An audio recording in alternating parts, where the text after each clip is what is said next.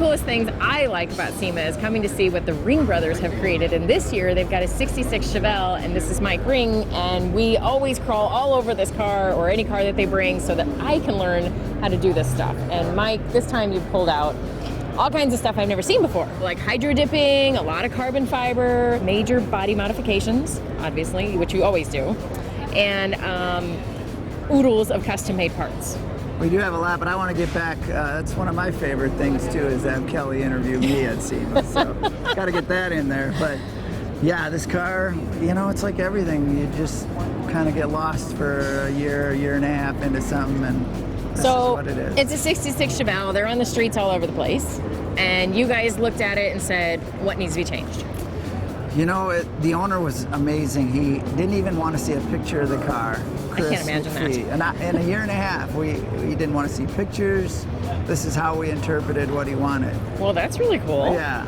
And did he pick the 66 Chevelle? He wanted a 66 Chevelle. So Okay. we actually found the car and went from there. And what does he do that you got the ideas to do this kind of car for him? Or He's a car guy. He actually owns some JB Byrider stores, I believe. So yeah, he's... Cool. And custom seats, those are way more different than I would imagine as a custom seat. So explain what you did. We have a Recaro seat at the shop, and he actually just took dimensions off that Recaro. Okay. Bolster sizes and everything, and bent up some tubing and some aluminum, and that's what we ended up with. Yeah, that sounds way simpler than it really is. Yeah. You got to see these things. They're amazing. Okay, so Mike, one of the big custom things I picked up on was the mirrors and the steering wheel. What'd you make them out of? The only thing we used on the mirrors was, you know, the Mustang 13 Mustangs. They make a little inexpensive carbon cover for the stock ones. You just lick and stick basically on top. Okay. So we just took that cover and then took regular half-inch stock, flat stock aluminum and bent it in a vise and just drilled holes. And you know, there's mirrors are like steering wheels. There's just they're just so sensitive to the car they're on, and you almost need to make them. Right. You know what I mean? To give it that custom look. And well, I think it looks really awesome. And like you said, it fits the car. yeah. Kind of the same thing with the steering wheel. We took some old parts off our hinges and welded them up in sheet metal center and an old gas cap that we had, and hodgepodge, and made a steering wheel. It's really awesome. I love it. Thanks. So tell us about the car itself. Tell us about the driveline. Driveline's a Roadster Shop chassis. It's got a Ford 9-inch in the rear. It's not their independent one. Vet style front, spindles and all that. Okay. C5, I believe. Okay. The drivetrain is a Wagner LS7. Okay. It's an RHS block and heads, dry sumped. Okay. Makes right at 980 horsepower, Whipple supercharged. Okay. Yeah, it's an animal. Bowler transmission, rework Tremec, 6-speed. Oh, good. So it'll be a lot of fun to drive. Yeah, it's you nail it, you're 2 gears behind. Oh man. You know, it's one of them where you've already lost first, second. You better be in third. So do you think the owner will take advantage of that and drive it like it should be? Yeah, Jim gave me a ride, and I will not take another ride in the car. I mean, I think it's getting so crazy that they allow people with no driving experience, and Jim and me would be that person, to build something with that kind of horsepower. Well, to build it is one thing. To drive it on the course or the street is totally different ballwax. And you guys always modify the body. What did you guys change? You know, just little changes on wheel well openings to cutting the doors, adding to the front fender and tucking them underneath the windshield, rockers extended, lengthened, carbon deck lid, bumpers, hood, headliner. So dash. I always go into the technical side of things. So let's take the rockers this time, because that definitely changes the stance of a car.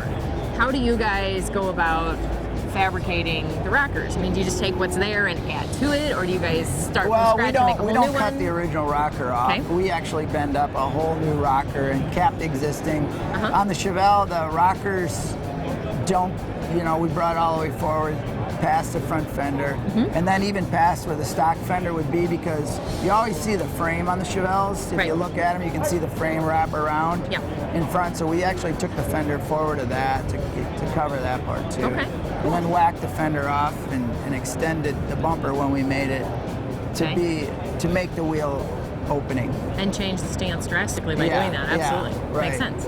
And on the inside, other than the custom seats, what modifications did you guys do? The dash looks Everything. like it's like out of an Yeah, airplane. it's very simplistic but Okay. cool. The floors, the back is all aluminum that's been water transferred. The Okay. pattern on it, and the big black pieces are powder coated billet that we machined. Okay. And the black spots, they look like floor mats, but they're Right. actually aluminum, right? They're Okay. aluminum. They're just powder coated. They're just powder coated. Okay. The floor mat look. How did you guys like using the hydro coating? Is that durable, staying up well? Well, it's as durable as paint. Okay. You know, and being it's matte, if you know, matte's a lot tougher than shiny clear. Right. Okay. So it's pretty durable. And the trunk? Trunk's carbon and all the cells back there, and we Okay. actually moved the cell a little bit to the right side. Okay. The car weighed at 4,024, but we were 17 pounds within making it 50-50. By not like we're engineers, but Right. it just worked out by moving batteries and such. That is really Okay. And the paint outside, you were. everybody's How like, do you describe this yeah. color? You know, he was very he loves grays and things, and we did the gray on the Mustang, and kind of a little militant. I think it almost looks like a little like the Desert Storm guys Uniforms, a little bit. Yeah, now you bring that the up. khaki part I of see it. it. Yeah, like you said earlier when we were talking, like a putty color, Yeah. like almost a body filler. Right. Body color. Yeah. Okay. Well, thanks for sharing it with us. It's beautiful. I love it. And you're right. It's one of those you got to stand back and absorb for a while. Yeah, there's a lot going on, but yet it's It's really cool. thanks. I totally dig it. Thanks for showing it to us Yeah, again. no worries. Thanks.